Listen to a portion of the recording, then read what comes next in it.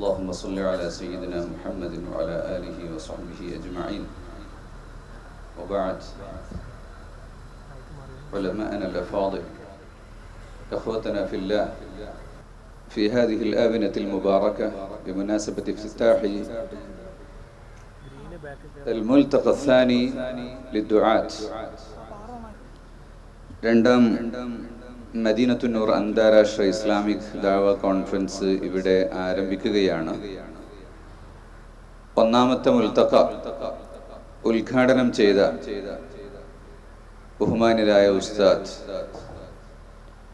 ശൈഖുന പൊന്മള അബ്ദുൽ ഖാദിർ മുസ്ലിയാർ ഹഫളഹുല്ലാഹു വറഅഹ് അത്വാലല്ലാഹു ബഖാഅഹ് മഅ സിഹ്ഹതി വൽ ആഫിയ വനഫഅല്ലാഹു ബിഉലൂമിഹി ജീലൻ ബഅദ ജീൽ.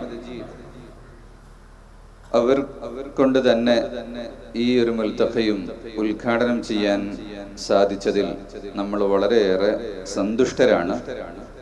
നമ്മുടെ കഴിഞ്ഞ മുൽത്തഖയുടെ പാരമ്പര്യവും നമ്മളുടെ പരിശീലനവും കൂടുതൽ സമയം മറ്റു സംസാരങ്ങളിലൊന്നും കളയേണ്ടതില്ല എന്നാണ്.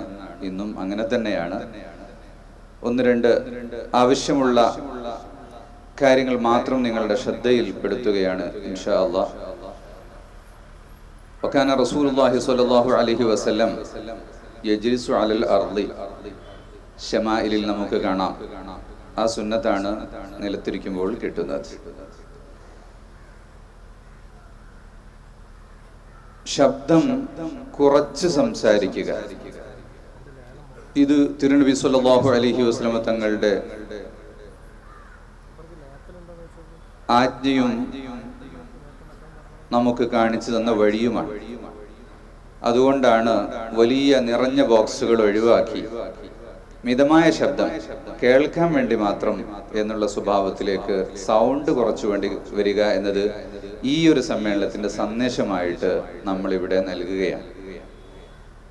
ഫ്ലെക്സും പോസ്റ്ററും ഇല്ലാതെ, ശബ്ദമലിനീകരണ അനൗൺസ്മെന്റുകളില്ലാതെ എന്നുള്ളത് നമ്മൾ കഴിഞ്ഞ മുൽത്തഖയിൽ തുടങ്ങിയിട്ടുള്ളതാണ്. പരമാവധി വേസ്റ്റുകൾ ഒഴിവാക്കി സുന്നത്തിലൂടെ തന്നെ ഭക്ഷണ കർമ്മങ്ങളും മറ്റു കാര്യങ്ങളെല്ലാം ചിട്ടയോടുകൂടി പഠിപ്പിക്കുന്ന ഒരു സിസ്റ്റമാണ് ഇൻഷാ അല്ലാഹ്. നമുക്കത് വിജയിപ്പിക്കണം. അള്ളാഹു നമ്മിൽ നിന്ന് ഖബൂൽ ചെയ്യുമാറാവട്ടെ. നല്ലൊരു നിയ്യത്ത് തുടക്കത്തിലേ ഉണ്ടാവണം.